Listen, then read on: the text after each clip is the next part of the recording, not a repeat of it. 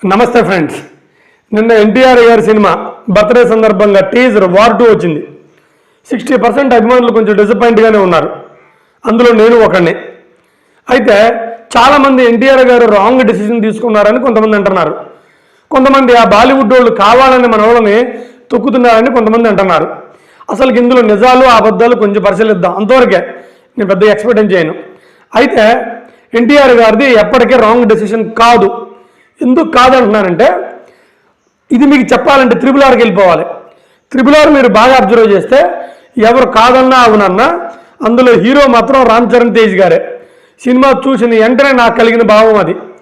అయితే అందులో కాలం గడిచే కొద్దీ ప్రపంచవ్యాప్తంగా రామ్ చరణ్ తేజ్ గారి కంటే కూడా ఎన్టీఆర్ గారికి ఎక్కువ మంది ఫ్యాన్స్ ప్రపంచవ్యాప్తంగా ఆ క్యారెక్టర్ని ఇష్టపడ్డారు. ఇది నిజం, అవునా కదా? సరే, దాన్ని అలా వదిలేద్దామండి.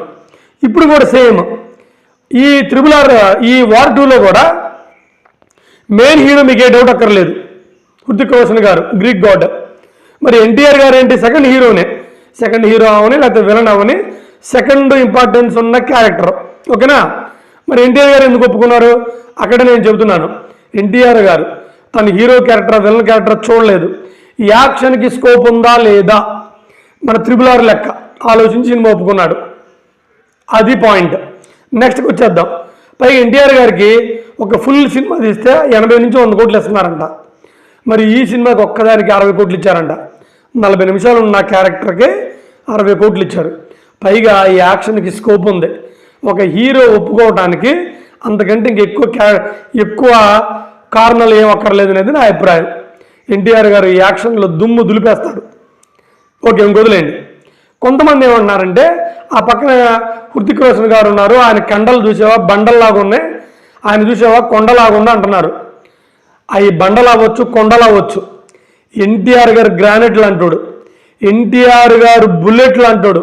నటనలో ఆ కొండలో బండలు పేలు వదిలిపడేస్తాడు. నాకు తెలుసు ఎన్టీఆర్ గారి యాక్షన్లో స్టామినా ఏంటో మీకు అందరికి కూడా తెలుసు.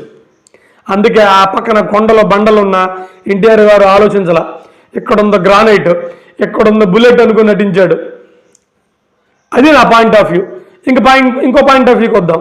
ఆ పక్కన ప్రొడ్యూసర్ ఆదిత్య చోప్రా గారు, యాషరాజ్ ఫిలిమ్స్, అది గొప్ప సంస్థ కూడా, గొప్ప గొప్ప సినిమాలు తీసింది. సరే, మనకి ఇప్పుడు అది కాదు మీకు ఇంపార్టెంట్. డైరెక్టర్ వచ్చి ఆయన్ ముఖర్జీ, అది కూడా కాదు మనకి ఇంపార్టెంట్. ఇక ఆదిత్య చోప్రా గారు, ఆయన్ ముఖర్జీ గారు ఎన్టీఆర్ గారిని తీసుకొని ఎన్టీఆర్ గారిని తొక్కేద్దామని ఏమనుకోరు. ఇంకొకటి తొక్కేయడానికి 60 కోట్లు ఇవ్వాలా? ఇవ్వరు. ఇప్పుడు ప్రభాస్ గారిని ఆదిపురుషు తీసి తొక్కేశారా? తొక్కేయలేదు కదా. ఆ తర్వాత సలార్ వచ్చింది, అందరినీ సెల్ఫీ అవతల పడేసింది, అవునా కదా? తర్వాత కల్కి వచ్చింది, కుమ్మ అవతల పడేసింది. సో ఏ ప్రొడ్యూసర్ కూడా ఏ హీరోని కించబరుద్దామని సినిమా తీయడం ఫస్ట్ పాయింట్ అది. తర్వాత ఏ ప్రొడ్యూసర్ అయినా ఏ డైరెక్టర్ అయినా ఎలా ఆలోచిస్తారంటే, మన సినిమాకి రేంజ్ పెరిగిద్దా లేదో చూస్తారు. ఎస్, ఎన్టీఆర్ గారిని తీసుకోవడం వలన వాళ్ళ వార్ 2 సినిమాకి రేంజ్ పెరుగుతుంది కూడా మీరు చూస్తారు. అంతే, డబ్బులు ఎవరు దుబ్బెట్టుకోడు. సో వాళ్ళు ఎన్టీఆర్ గారికి యాక్షన్ స్కోప్ ఉంది కాబట్టే ఎన్టీఆర్ గారిని తీసుకున్నారు. మీరు ఆ ప్రొడ్యూసర్ మీద పది ఆడమాకండి. ఓకే, ఇంకొదిలేద్దాం. ఇక హృతిక్ రోషన్ గారి దగ్గరకు వద్దామండి. హృతిక్ రోషన్ గారు, ఆయన బాడీ, ఆయన కండలో, ఆయన బండలో, ఆయన హైటు మనం ఏమి తక్కువ అంచనా వేయకూడదు. ఆయన ఒక జైంట్ ఫిగర్, ఆయన ఒక అద్భుతమైన యాక్టర్ అయితే అవ్వచ్చు. నేను ఫస్ట్లో చెప్పే కదా, కొండలో బండలా పక్కన ఉన్నా సరే ఎన్టీఆర్ గారు బుల్లెట్లు అంటాడు, ఎన్టీఆర్ గారు గ్రానైట్లు అంటాడు, పగిలిపోతాయి అన్నీ. యాక్షన్ స్కోప్ ఉంటే చాలు. ఆయన ఉన్న పొట్టోడే కావచ్చు, బొడ్డోడే కావచ్చు, ఆయన బుల్లెట్లు, గ్రానైట్లు, కొండల్ని బండల్ని పీల్చే ఎంత ఉంటాయబ్బా? కొంచెం ఉంటాయి అంతే. అదే ఎన్టీఆర్ గారి ధైర్యం, అదే ఆ ప్రొడ్యూసర్ హృతిక్ రోషన్ గారి ధైర్యం. అందుకే ఈ బుల్లెట్ ఎంచుకున్నారు, అందుకే ఈ గ్రానైట్ ఎంచుకున్నారు. అందుకని అభిమానులు ఎవరు కంగారు పడద్దు. నాకు ఫస్ట్లో చూడంగానే కొంచెం బాధేసింది, కానీ ఆలోచించంగా నాకు కలిగిన భావాలు ఇవి. అందుకని వారు చెత్త కొట్టేసిద్ది, ఎవరు కూడా భయపడద్దు. ఇక హీరోయిన్ అంటారా, బాలీవుడ్ వాళ్ళు అలాంటి సినిమాల్లో హీరోయిన్లు పెట్టారంటే బట్టలు చాలా తక్కువ వేస్తారు బడ్జెట్ తగ్గించడానికి. అది కుర్రగాడికి పిచ్చెక్కిద్ది. మరి బడ్జెట్ పెంచేసిద్ది అక్కడ.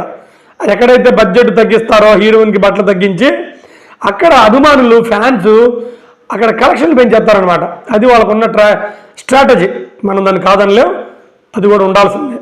ఓవరాల్గా NTR is a bullet, NTR is a granite in action, he never afraid of mountains and బండలు అండ్ కొండలు. కావాలంటే సినిమా చూసి మాట్లాడండి. నమస్కారం. జై ఎన్టీఆర్.